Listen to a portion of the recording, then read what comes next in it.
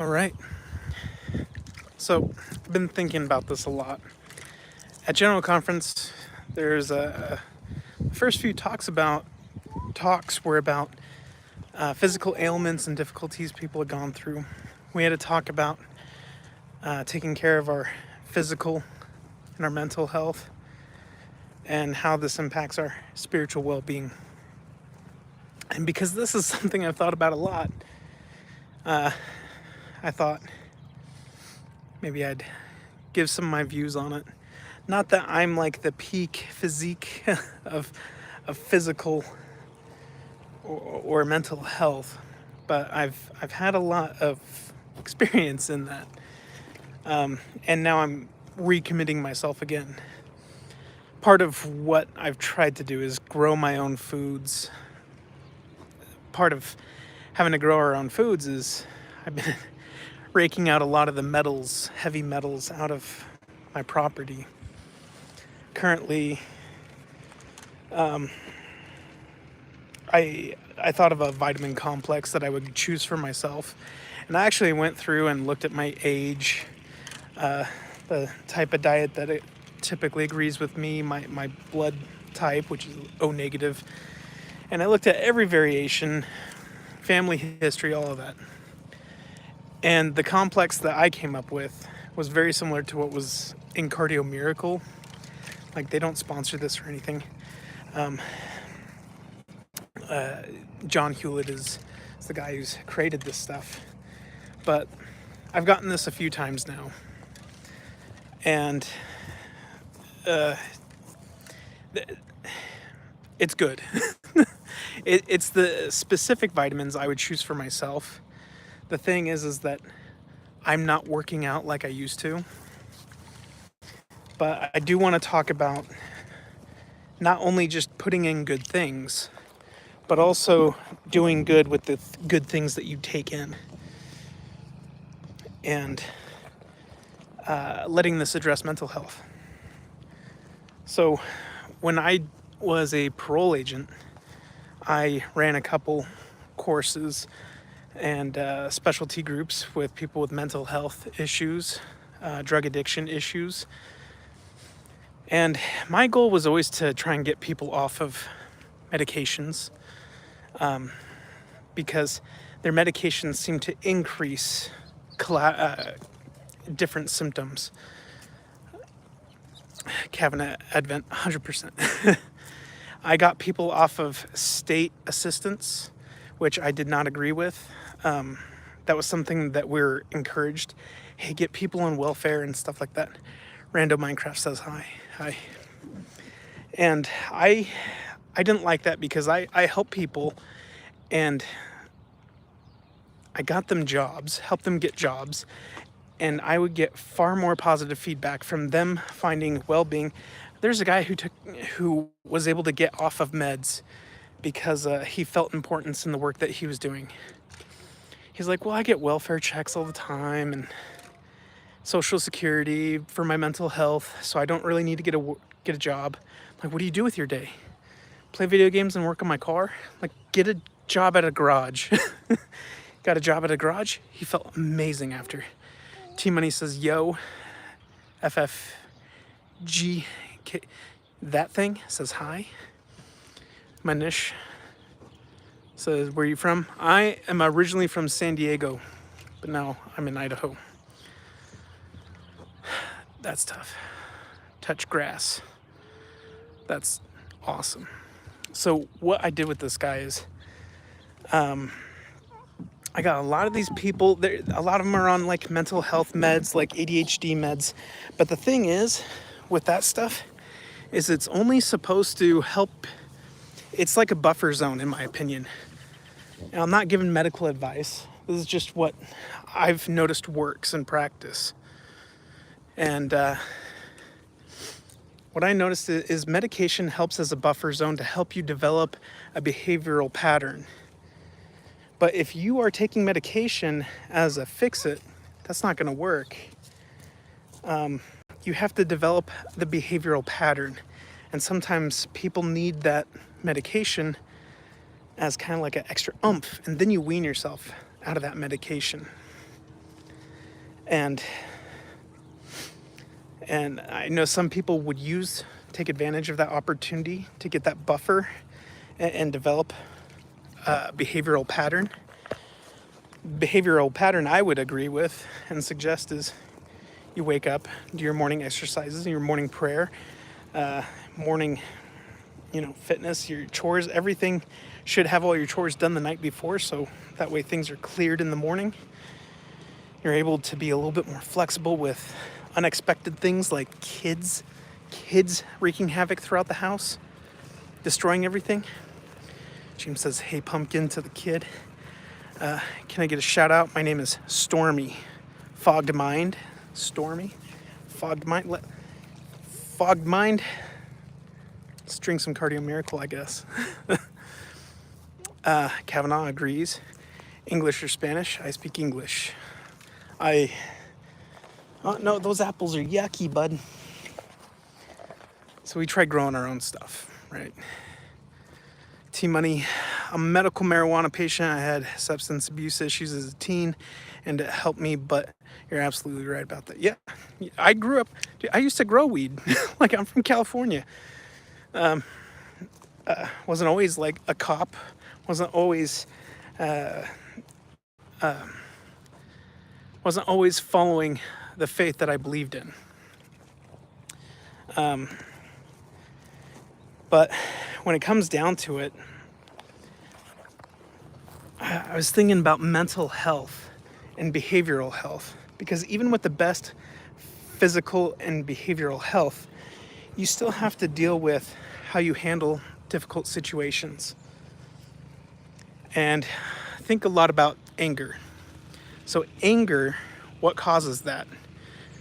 Anger is the disruption of your will with somebody else's will. Look at Jesus Christ, who had a rough time, right? People didn't believe him, people questioned him, yet he is the truth, he is the light. And he had to deal with ignorance, stubbornness. But what was he doing? He was doing the Father's will, not his own. So this never drives up aggression. I noticed this in myself when I went through like a state trooper academy. Before I became a state trooper, going through that academy, it's a stress academy. They make it hurt. They tear you apart. And to me, I was able to get through just fine because I knew, all right, I'm switching this off. I follow instructions. For the next 6 months or 4 months, however long it was, I'm just doing exactly what I'm told because I'm going to learn through it. And I trusted that. And because of that, I didn't get mad or personally invested or offended by anything, because it was my time to learn. It was my time to be broken down and develop my education and how to respond to things, how to respond to different stresses. Kavanaugh, there's so much work we need to do and can't just rely on meds. Yeah. In fact, living on healthy foods, that'll get you so far. What that does is it really just clears up the different hurdles you have to go through on a day-to-day basis. It's not a end-all be-all. It's not a 100% fix-it. It just reduces the amount of stresses and hindrances you have throughout the day. That you're not so foggy-headed. Not like me. I love eating ice cream. I love eating pizza. But then you get the carb sedatives that come in. You're like, oh man, I'm exhausted. I am not down to work right now. But I used to build trails in California. That was an exhausting job. And I realized my fuel intake, food, that was absolutely necessary to get me through the high physical demand of building trails up in the mountains to carry me through the day. Same thing with going through any academy. You know, I've gone through a couple academies and different training regiments. And there I was used to eating a lot of fuel, a lot of food. But then when I became stay-at-home parent, I was still maintaining that same amount of food, but without burning that much fuel. And even if I was eating healthy, still not good. Losing weight really comes down to just reducing your intake and giving more, burning more energy. But through it all, you have to be able to learn how to deal with things not going your way. And the attitude I typically have, because I've had things blow up in my face when I've done what is right, I've been honest, never broke any rules or policies, I still have to face the fact that there's other people who know how to use their gift of gab to get what they want and see people as a threat to them. So if you're a Boy Scout around somebody who's doing things that are wrong, they're going to do everything they can to get rid of you. Light always disrupts darkness. Always disrupts darkness. Hey, kitty cat. So you can bet that even if you're doing the best you can in life, things are going to be difficult. But that just builds you up stronger. It's meant to refine you. It's meant to make you better.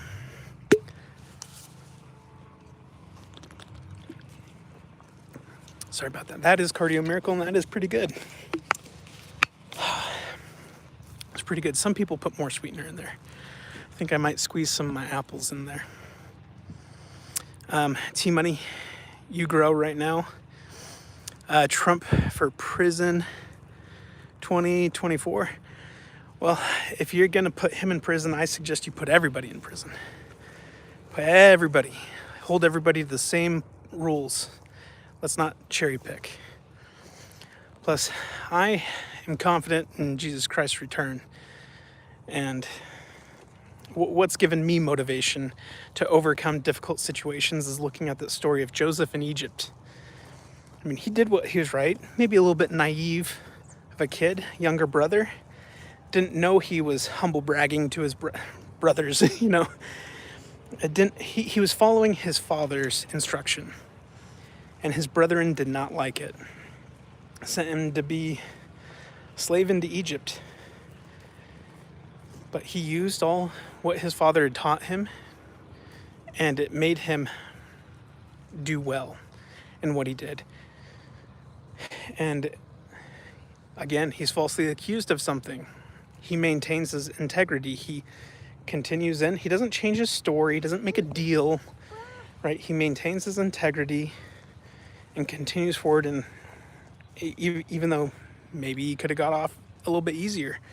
I've seen this in court many times when prosecutors and defense attorneys are making deals, and I can't stand that. But ultimately, Joseph was able to overcome those things. And so I look at that in any difficult situation that, oh my gosh, right now is awful. Right now, logically, I know that I'll get out of this. Physically, I'm feeling stress. I'm feeling anger. I'm feeling hurt. I'm feeling offense. Feeling betrayed. So I need to make sure that I don't express this to people who don't deserve it. I have to maintain composure of myself. And that took a lot of breath, a lot of prayer. Prayer works. It does. I dare you to try it. That meditation and focus. Prayer is not this cosmic vending machine of asking for wishes. It's more of aligning your will to the will of the Lord, not asking, why did this happen to me? Well, good things happen to bad people, but rather asking, what can I gain and learn from this? How can I become stronger from this situation? Please tell me, please help me. Be teachable.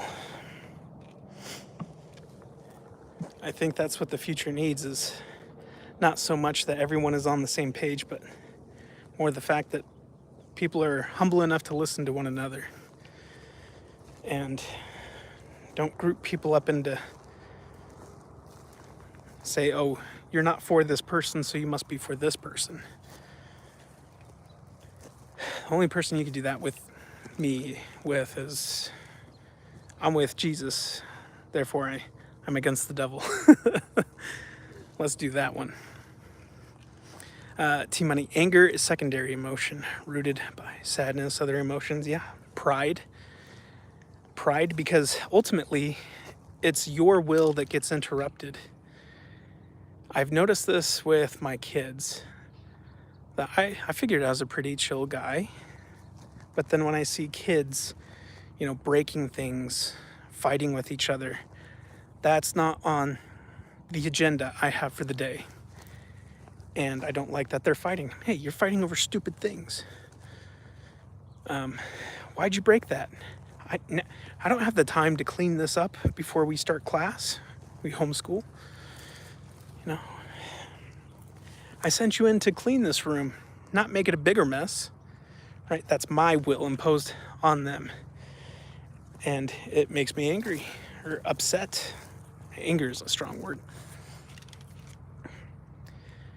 But the whole point of being here is that we have our own agency, our own ability to choose, and that we are patient and forgiving enough to allow people to change. And people are less likely to change when they're confronted with anger. They're more willing to change when they're confronted with love and forgiveness, and with the allowance to change. So when it comes to mental, physical health, spiritual health, it's not so much what do we do or what good stuff are we taking in. You could take in plenty of good stuff, but how do you spend that good stuff? Are you retaining what you need, or are you just pissing it out? Sorry if that's a little aggressive, but are you using that to its fullest extent? Are you taking advantage of opportunity to alter behavior?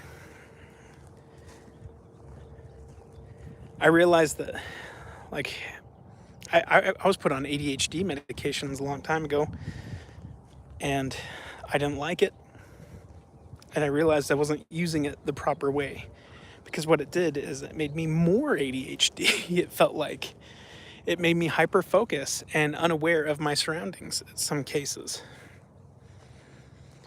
And so I thought, no, I'm more used to managing lots of different things happening at once. That's easier for me to handle than having to break out of being hyper fixated on one particular thing. So it's all about using that opportunity. When you relax, you pray, you're aligning your will with the will of God, thus reducing anger. Because God's will is to allow us choice. And it's to allow humility and forgiveness and love. Thus, the adversary is the father of contention, whereas Christ, God, are love. So it's easy to say. Putting it into practice when things are going chaotic, that's hard. And I think that's why we're allowed to repent and forgive one another and try again, keep trying, not giving up. We only really lose when you give up altogether. Anyways, this, to give you a sense of the vitamin complex that this has, the stuff I was looking for, I was put on heart medication because I was overly stressed. I started eating beets, and that reduced my heart rate. Cardio Miracle ended up having a lot of the same stuff in it. So I thought, that's a lot better than just eating beets. and having to, make my own kind of drink out of garden stuff. This is already mixed and made. And now that we could buy this with our HSA, makes it a lot easier. Currently, I do have some saffron growing. I heard that's good for ADHD. So you take those saffron stems, little red stigmas, and grind them up in a little bit of ice water, and you mix it in with a drink or rice or tea, whatever, herbal tea. Cardio Miracle. If you got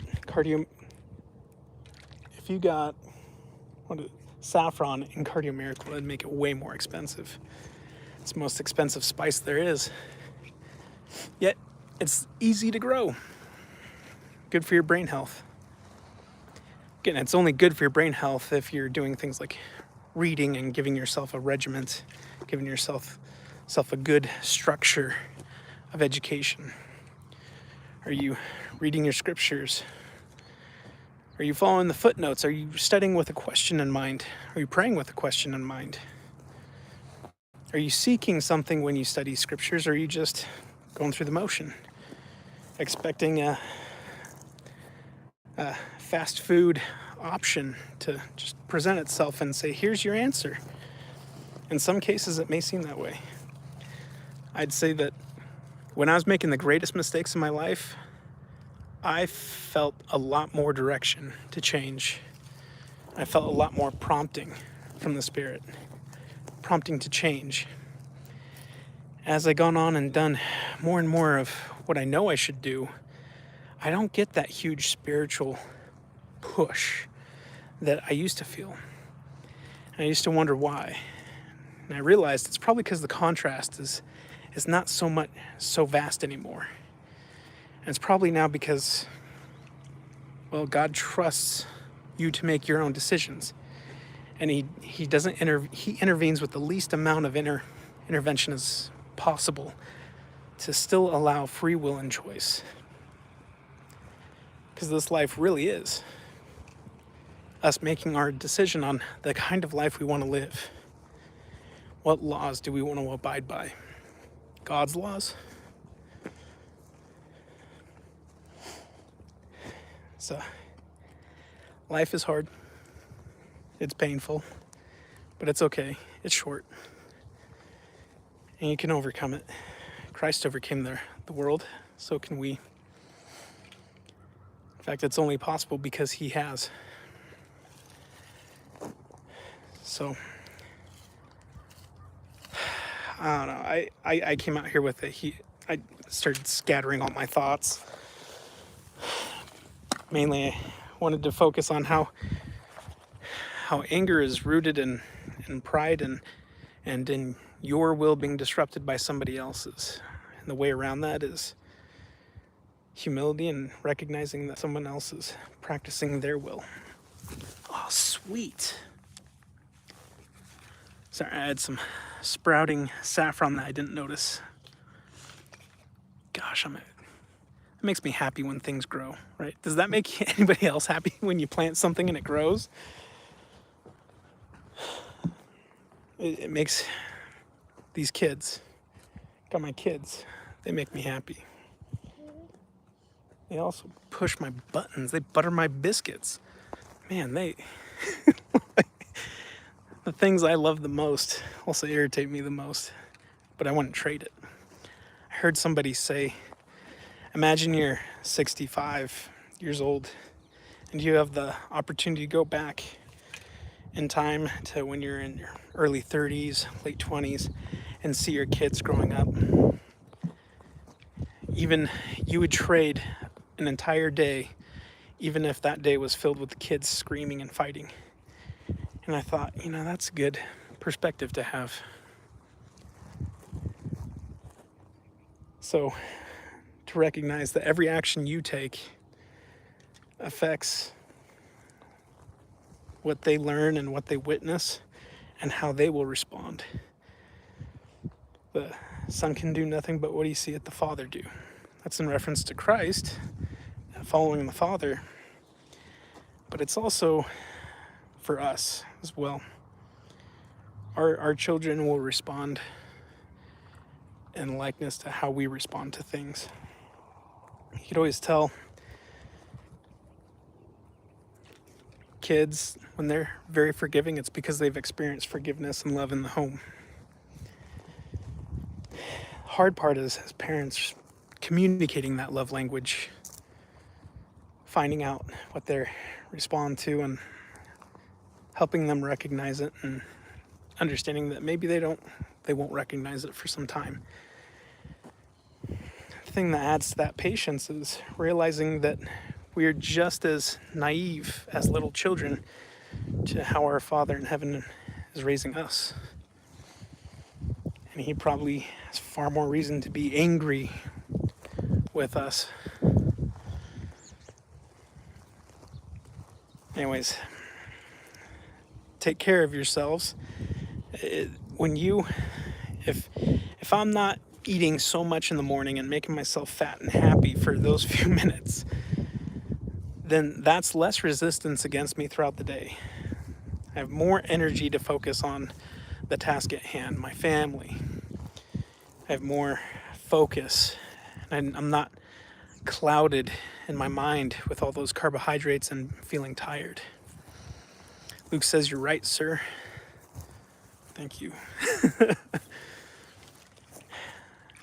In the Doctrine and Covenants, we're given the word of wisdom. And people are like, really? Is that going to keep you out of heaven? I'll tell you what. It certainly is going to make your day easier. It's going to make everything easier. You're going to put a lot less stresses on you. You're going to have a lot less ebbs and flows of polarizing your energy and attention with caffeine and different things.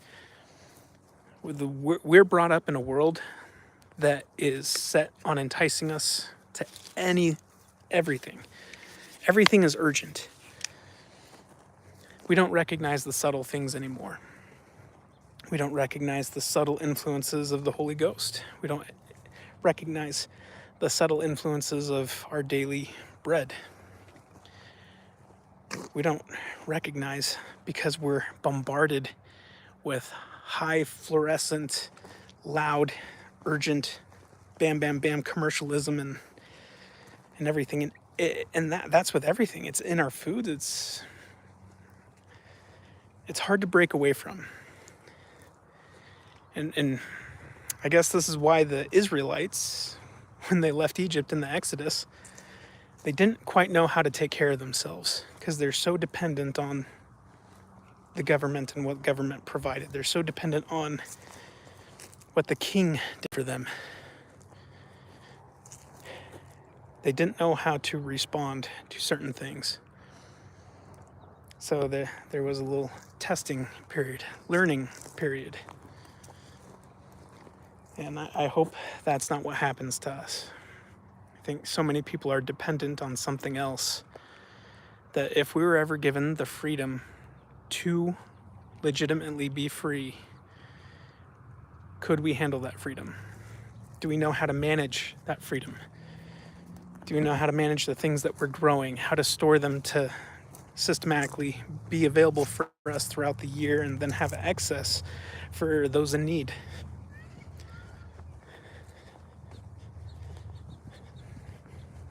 Anyways, just focus on being prepared. Be prepared for Jesus Christ to return, because it's a lot sooner than you might think. I think it might happen in a different way that people might not expect. That's what happened with the Jews. They expected something completely different. And how arrogant is it of us that we think we know exactly how things are going to happen again. Luke asks, do you think wisdom comes with freedom? Yeah, I say that we're all intelligences, and we're allowed to have our own agency and make choices. And don't eat the kitty's tail, that's gross. There's intelligence and there is wisdom. We are free to make a choice of obedience. Like our children, you teach them to be obedient. Well, they can learn through being obedient and then seeing a witness of that obedience after the fact. They may not see it beforehand. And you receive no witness until after the trial of your faith, which means you must act upon that belief or hope. Or you make a mistake and you recognize it and need to correct it. You made an error and correct it. There you grow in intelligence. So I'm not sure if that answers your question. Luke, or freedom with wisdom. I don't know how to word it. I think if someone has wisdom, they'll have freedom. Yeah, I think... Hey, stop pulling on the kitty's tail. That hurts the kitty. Come on, this way. Yeah. Freedom, I think freedom comes first. Freedom is inherent. It's the intelligence we gain with that freedom. And intelligence, I think, is a lot different than wisdom. We can know lots of facts. We can know what is generally accepted. But then wisdom is understanding. It's understanding what something means, where something comes from, where it goes. Luke, I see. Thanks, Luke. You're awesome.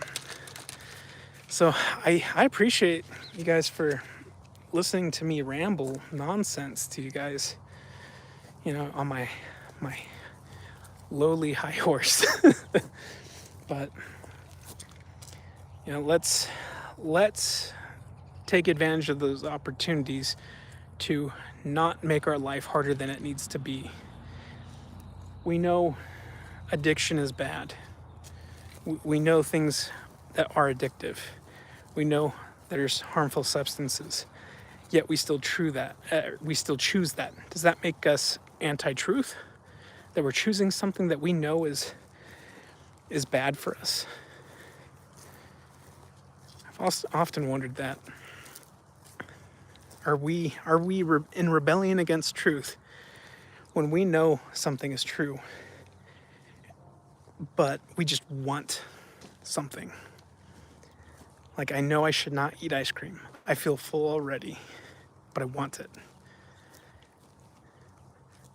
If we stop acting like that, then I think we'll have a lot more clarity in everything. I think we wouldn't get ourselves in these generational ruts and in these governments and programs and businesses that have made mistakes but haven't learned from them. They just learned how to put fig leaves over it rather than truly heal or fix something. They just cover it up, and it just becomes irritating and never truly fixes. And then us being in last dispensation, the latter days, we're dealing with generations that have come before us. But now we have more intelligence and information that has ever been upon the earth. We just got to do something with it. Got to go, man. But I subbed and liked. Hey, thanks, Luke. I'm going to get going as well. Take care, everybody. Thank you.